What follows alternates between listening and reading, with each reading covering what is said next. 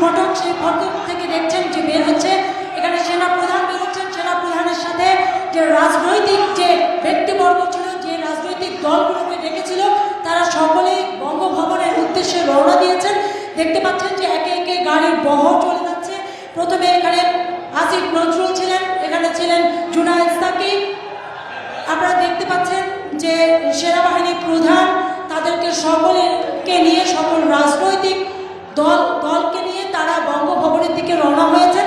আপনারা দেখতে পাচ্ছেন গাড়ির বহর একে একে একটি করে গাড়ি বের হচ্ছে ক্যান্টনমেন্টের ভেতর থেকে। আপনারা জানেন যে কিছুক্ষণ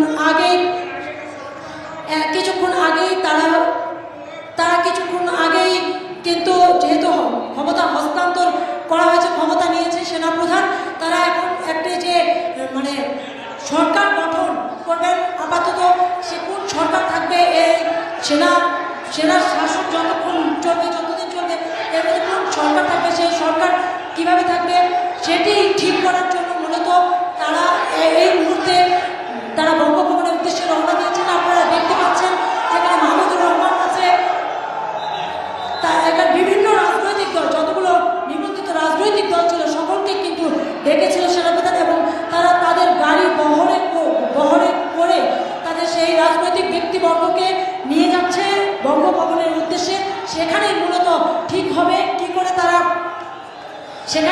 ঠিক হবে যে এই সরকার কাদের নিয়ে আসলে সরকার গঠন হবে, সেই সিদ্ধান্ত বঙ্গভবন থেকেই হবে। যার কারণে তারা বঙ্গভবনের উদ্দেশ্যে রওনা দিয়েছেন। আপনারা দেখতে পাচ্ছেন যে একে একে একটা করে গাড়ি আসছে, গাড়ির বহর একটা করে বহর আসলে যাচ্ছে। আপনারা দেখতে পাচ্ছেন সবকিছু ক্যান্টনমেন্ট থেকে বের হচ্ছে একটা করে গাড়ি। সকলেরই যাত্রা বঙ্গভবনের উদ্দেশ্যেই তারা যাত্রা করছেন, কারণ সেখানে আসলে যে একটা রাজনৈতিক যে সরকার, সেই সরকার গঠন হবে। এর আগে কিন্তু এই গেটের সামনে এসে জুনায়েদ সাকিব এবং আসিফ নজরুল তারা কিন্তু বক্তব্য দিয়েছেন। তারা বলেছেন যে যেহেতু সেনা প্রধানের হাতে এই মুহূর্তে রাষ্ট্র ক্ষমতা, সেই ক্ষেত্রে আমাদের দেশ কিভাবে পরিচালিত হবে, কাদের দ্বারা পরিচালিত হবে, এই কারা পরিচালনা করবে এই মুহূর্তে আমাদের রাষ্ট্রকে, সেটি ঠিক করার প্রয়োজন রয়েছে, জরুরি রয়েছে। এবং সাধারণ মানুষের উদ্দেশ্যে বলেছেন যে তাদেরকে রাস্তা ক্লিয়ার করে দিতে বলেছেন, তাদেরকে আরেকটু ধৈর্য ধরতে বলেছেন। যেহেতু তারা ধৈর্যের সাথে আন্দোলন চালিয়ে গেছেন এবং আন্দোলনের মাধ্যমে যে সরকারের যে পতন ঘটিয়েছেন, সেই পতনের পর এই রাষ্ট্র আসলে কিভাবে চলবে এই মুহূর্তে 6000 mAh battery, one and only Power Master Next G N73. কোন উপায় চলবে সেটি ঠিক করতে চান তারা। যার কারণে তাদের সাধারণ মানুষকে আরেকটু ধৈর্য ধরতে বলেছেন। তাদেরকে ধৈর্যের সাথে এই যে লড়াইকে তারা এক মাসের মতো চালিয়ে গেছে, সেই লড়াইকে তারা স্বাগত জানিয়েছেন। আপনারা দেখতে পাচ্ছেন যে একে একে গাড়ির বহর বের হচ্ছে। এই গাড়ির বহর থেকে কিন্তু তারা বঙ্গভবনের উদ্দেশ্যে রওনা দিয়েছেন, এবং বঙ্গভবনে পৌঁছলে সেখানেই সব রাজনৈতিক দলগুলোর সমন্বয়ে এবং সেনাপ্রধানের তত্ত্বাবধানে সেখানে কিন্তু সকলে সেটি ঠিক হবে, কিভাবে করে রাষ্ট্র পরিচালনা, কোন উপায় হবে, কারা করবেন এবং কিভাবে হবেন, কোন মেয়াদে কতদিন কারা থাকবেন, এই ছোট্ট এতে। যার কারণেই ক্যান্টনমেন্টের ভেতর থেকে সকলে বের হয়ে তারা কিন্তু বঙ্গভবনের উদ্দেশ্যে ইতিমধ্যে যাত্রা দেওয়া শুরু করেছেন। আপনারা দেখছেন যে গাড়ির বহর যাচ্ছে একে একে। এখানে সেনাবাহিনীর প্রধান তো রয়েছেনই, রাজনৈতিক দলগুলো রয়েছেন, যারা বিশেষ করে সেনাবাহিনীর প্রধান যাদের ডেকেছিলেন রাজনৈতিক দলগুলোকে, তারা এসেছেন।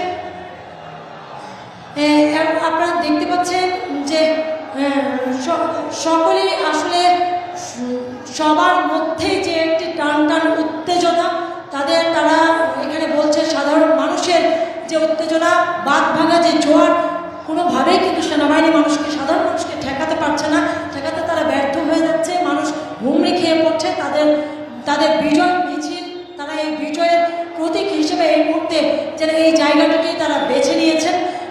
তারা বলছেন তারা যেভাবে তারা স্বাধীনতা দেখতে চান, একাত্তর যে স্বাধীনতা ছিল, তারা দেশকে স্বাধীন হিসেবে দেখতে চান। তাদের বাক স্বাধীনতায় যাতে কেউ খর্ব না করতে পারে, সেই স্বাধীনতা তাদের যাতে রক্ষা হয় সেটি তারা চাচ্ছেন, সে যার মাধ্যমে হোক না কেন, যেভাবে হোক, যেহেতু গাড়ির বহরগুলো চলছে এবং বঙ্গভবনের উদ্দেশ্যেই মূলত তারা যাচ্ছে, বঙ্গভবনের উদ্দেশ্যেই যেহেতু যাচ্ছে, গাড়ির বহর মূলত শেষ হয়ে গেছে এবং তারা আপনারা দেখতে পাচ্ছেন যে এর মধ্য দিয়ে কিন্তু যারা আন্দোলনকারীদের যে জয়, সেই জয় তারা ছিনিয়ে এনেছে।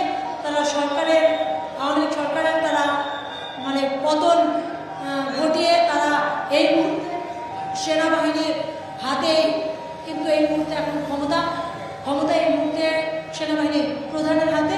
আপনারা দেখছেন আসলে পরে বঙ্গভবনের থেকে আসলে জানা যাবে কিভাবে রাষ্ট্র পরিচালনার